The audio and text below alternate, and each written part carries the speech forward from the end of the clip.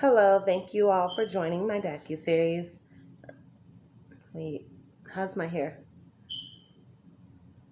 Is it fine? Okay, see, yeah, that's the stuff I'm talking about. Hard being a woman. It's hard being a woman because without the makeup crew and the hair crew, at home, we got to do a lot to keep ourselves up. We got to do this ourselves. We got to do our makeup, our lashes, which is part of our makeup. And even if we don't do our makeup, lashes, boy, they can do some wonders. I tell you, without the makeup, they can make a woman feel utmost confident.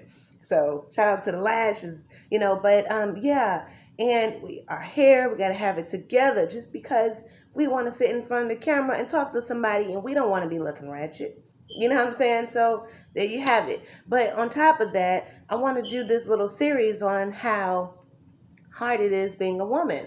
And that's first things first, is your appearance. Now, since I'm going to be prepping my dinner, well, actually cooking my dinner, I am going to tie my hair up, which is also another thing of saying indication of how hard it is being a woman. Now, I got to tie my hair up and all that stuff, so I'll go ahead and do that. Plus, it makes me feel good to have the hair off my face. Ooh, sometimes I just hate hair all in my face. I like lengthy hair, but sometimes it can get a little annoying being all in my face. So there we have it. So, hard being a woman. I'm telling you, if you're trying to get a man, if you're trying to keep your man, or just you being you, you know what I'm saying? Because when I had my little apartment, and I had me a little apartment trying to save some money, you know what I'm saying?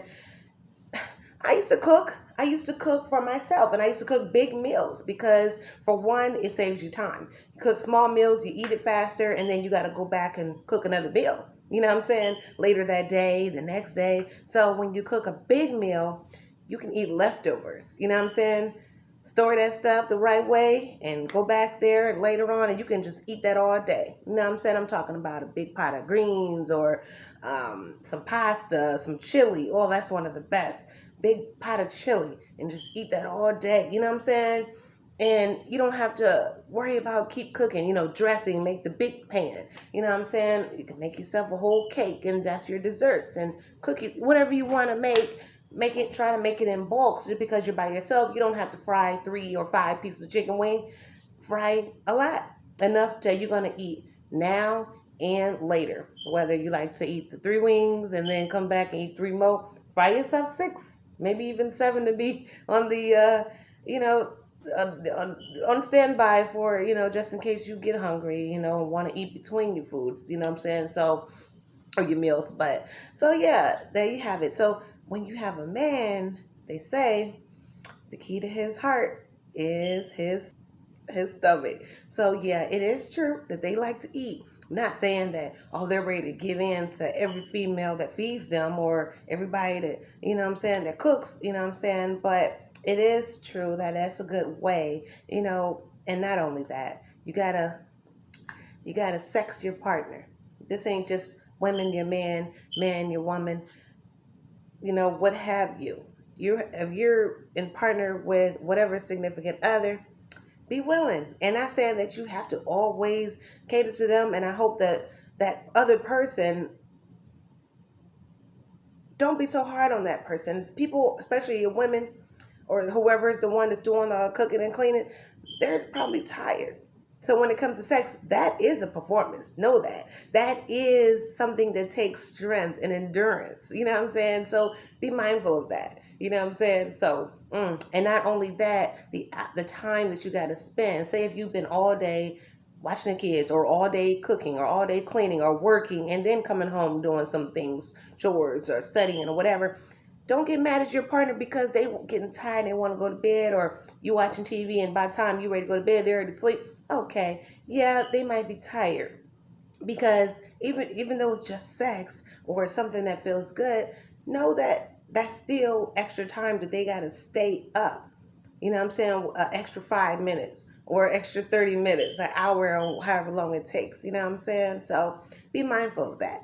But I just want to let everybody know that. But yes, try to give your partner sex as often as possible because that is also another door opener, another key, you know what I'm saying, to the heart. You know, they want to, especially if they're asking for it. You don't have to throw yourself all over them if they might not be the type, you know what I'm saying, that like sex all day. But those that do, try your best to keep up with it. You know what I'm saying? Other than that, cook them a meal.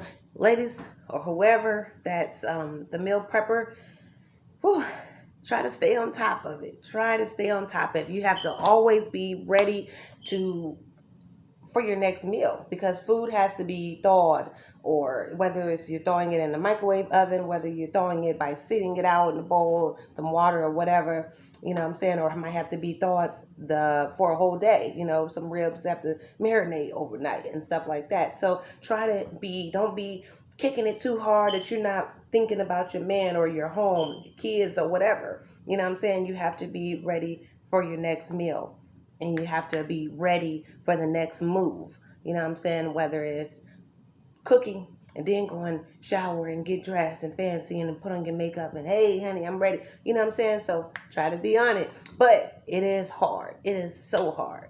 You know what I'm saying? If your man at work, don't think about cheating and don't think about the fact that he's not there.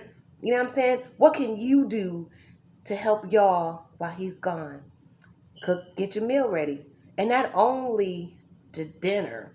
What about breakfast? Say in the morning, you want to make a nice big breakfast. Sausage, bacon, eggs, toast, and maybe some hash browns. Huh.